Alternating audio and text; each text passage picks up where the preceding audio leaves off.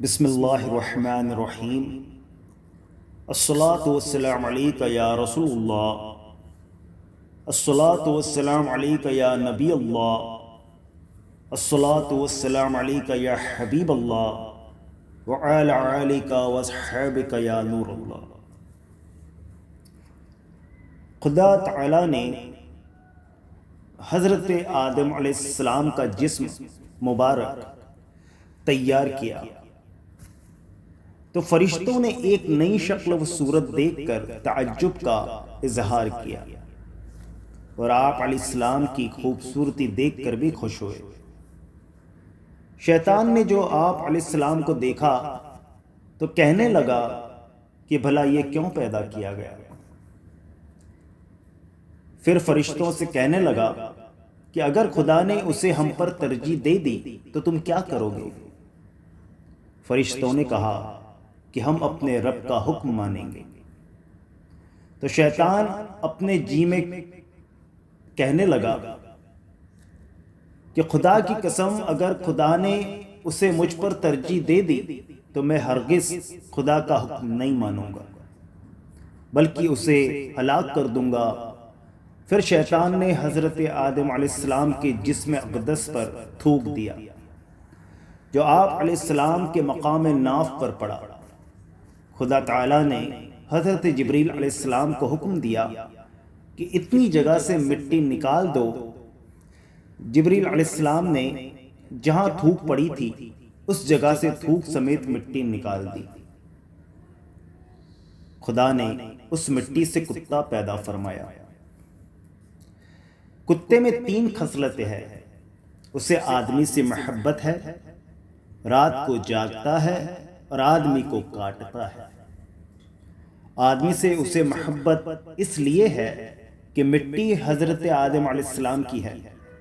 رات کو جاگتا اس لیے ہے کہ ہاتھ جبریل علیہ السلام کے لگے ہے، اور آدمی کو کاٹتا اس لیے ہے کہ تھوک شیطان کا ہے۔ اللہ کے مقبولوں اور محبوبوں کا شیطان ہمیشہ سے دشمن چلا آیا ہے۔ شیطان میں انانیت و غرور بہت ہے۔ وہ نہیں چاہتا کہ اس کے سوا کسی اور میں بڑائی و عظمت تسلیم کی جائے۔ اسی اپنی انانیت کی وجہ سے وہ حضرت آدم علیہ السلام کا دلی دشمن بن گیا اور آپ علیہ السلام کے جسم اقدس پر تھوک کر اس نے بتا دیا کہ اللہ کے مقبولوں کے حق میں گستاخی و بے ادبی کرنا میرا شیوا ہے۔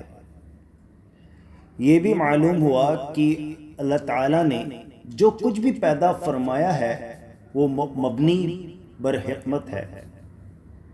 ہمیں یوں ہرگز نہ کہنا چاہیے کہ بھلا یہ کیوں پیدا کیا گیا، بلکہ یوں کہنا چاہیے کہ اے رب ہمارے، تو نے یہ بیکار نہیں بنایا۔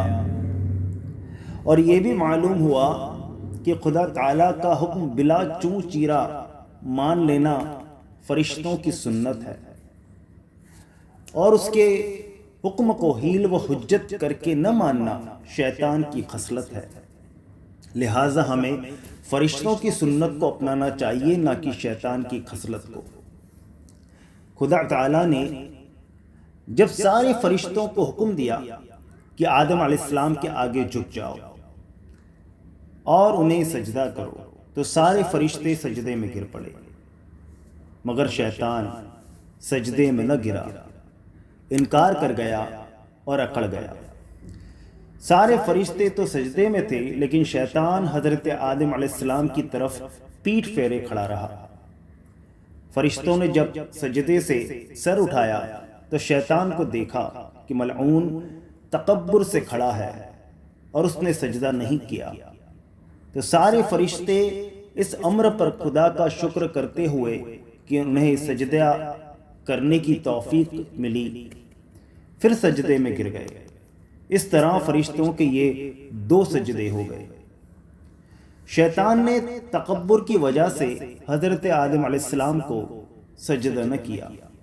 ملعون اپنے آپ کو حضرت آدم علیہ السلام سے افضل سمجھتا ہے اور اس بنا پر خدا کے حکم کو خلاف حکمت سمجھتا رہا اور اس کے حکم کا انکار کر کے اکڑ گیا۔ اس اکڑ نے جھکنے نہ دیا۔ آج بھی یہ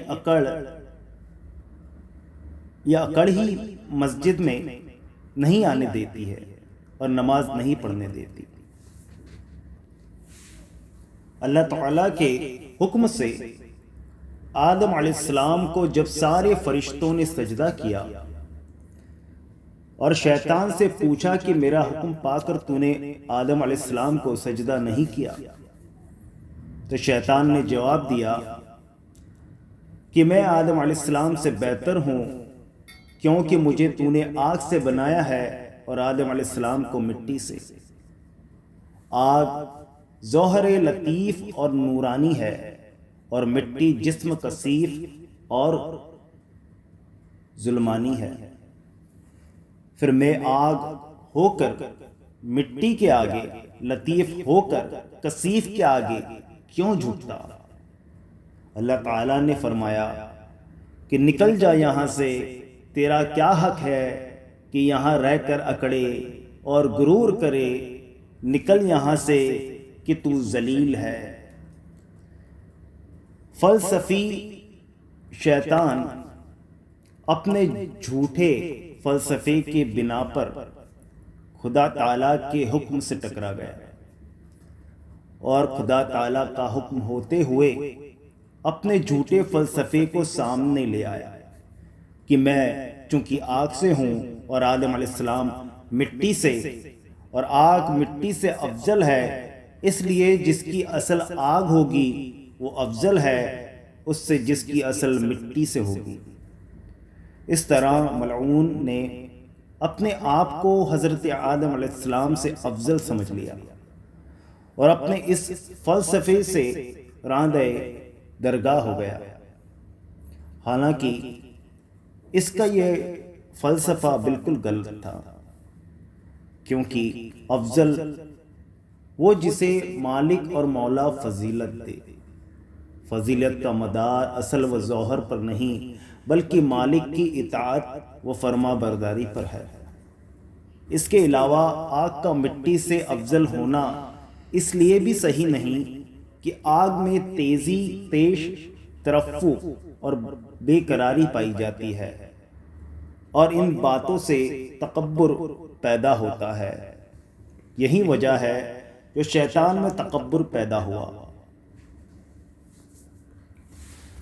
اور اس نے سجدہ نہ کیا، اور مٹی میں آہستگی، سکون، وقار، بردباری اور انکساری پایا جاتا ہے، اور ان باتوں کو خدا پسند فرماتا ہے، اور انہی باتوں نے حضرت آدم علیہ السلام کو توبہ کرنے پر ابھارا تھا۔ مٹی اس لیے بھی افضل ہے کہ جنت کی مٹی مشک سے بھی بہتر ہوگی، گویا وہاں بھی مٹی ہوگی مگر آگ جنت میں نہیں ہوگی۔